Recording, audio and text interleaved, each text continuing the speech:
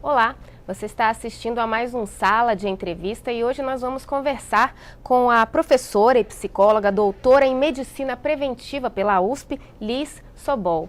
Professora, muito obrigada pela presença da senhora aqui no nosso programa. Na palestra de hoje, que foi destinada aos estagiários, essa palestra fez parte da Semana Interna de Prevenção de Acidentes aqui no TRT, da 10ª Região. Eu vi que a senhora abordou um pouco, a senhora fez uma introdução sobre mídias sociais, falou um pouquinho sobre Facebook, a participação desses jovens, né, por exemplo, numa mídia como o Facebook, o que é realidade, o que é virtualidade, como é que eles interagem dentro desse espaço. Falou um pouco sobre identidade, mas o tema principal era assédio moral. Qual é a relação dessas três coisas? É que falar de assédio moral é, na verdade, falar das relações e como as relações estão hoje, enfocando principalmente as relações no trabalho.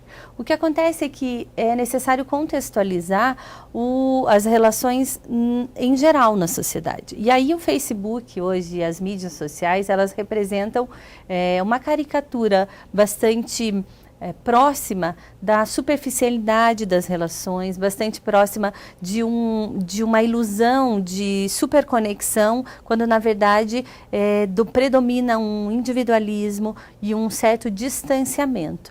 Então, as mídias sociais, elas favorecem uma distância certa, né? Ou seja, confortável para esse momento histórico, no qual não há nem muita profundidade e também nem tanto distanciamento. Então, há uma ilusão de pertença quando, na verdade, os laços estão muito fragilizados. E nas mídias sociais também predomina uma noção de quantidade de contatos, que representa uma quantofrenia, a doença das medidas, dominante hoje no nosso contexto, em que a performance é muito valorizada. Vale mais a imagem que você passa, como aparece exatamente nas mídias sociais, do que quem realmente você é. E nessa, a identidade fica muito fluida, muito vulnerável. Junto com a identidade da performance das mídias sociais, que estão relacionadas também a consumo, a identidade hoje também é muito centrada no trabalho, numa carreira e numa identidade dentro da produção, desse mundo do trabalho. E esses dois elementos, eles deixam a identificação, o processo de identificação do sujeito, e principalmente nessa fase de estágio, bastante frágil. Então, eles não estão se constituindo ainda como integrantes de uma sociedade, se descobrindo como eles se posicionam diante de grupos de trabalho, de situações difíceis.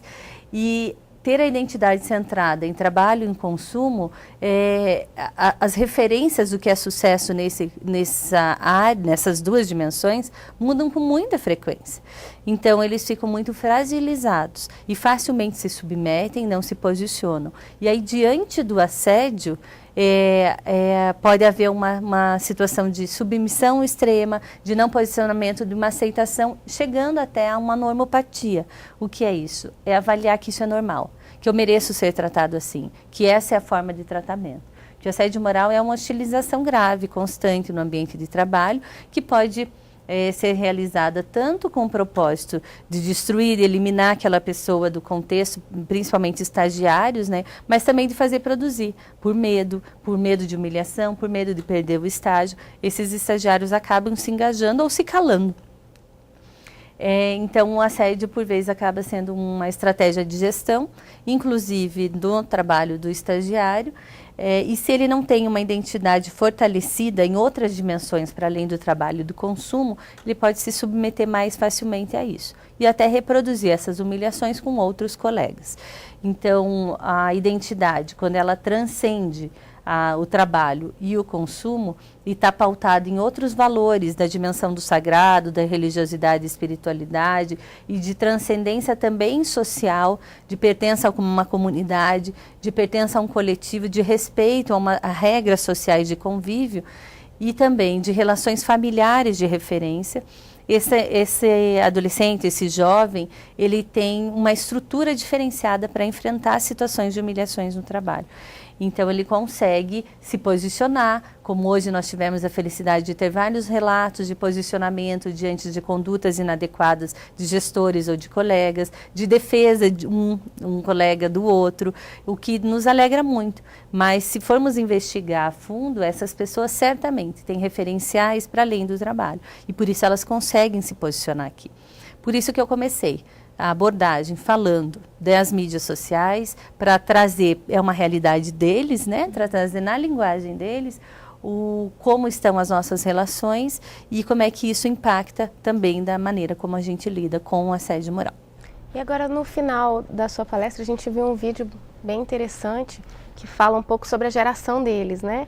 Essa nova geração que realmente tem muitos conflitos com a geração, no caso pelo menos principalmente com a geração Baby Boomer. Esses conflitos, eles têm solução? Né?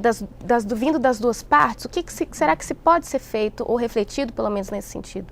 A grande questão dos conflitos é quando eles se cronificam e pode gerar situações de assédio, mas a grande solução é o diálogo. Né, é parar, não só tentar combater o assédio moral, que pode acontecer inclusive entre essas gerações, né, mas promover relações saudáveis e aí buscar dentro do espaço que cada um ocupa, dentro da sua própria história e do lugar que ocupa no ambiente de trabalho, transformar essas relações.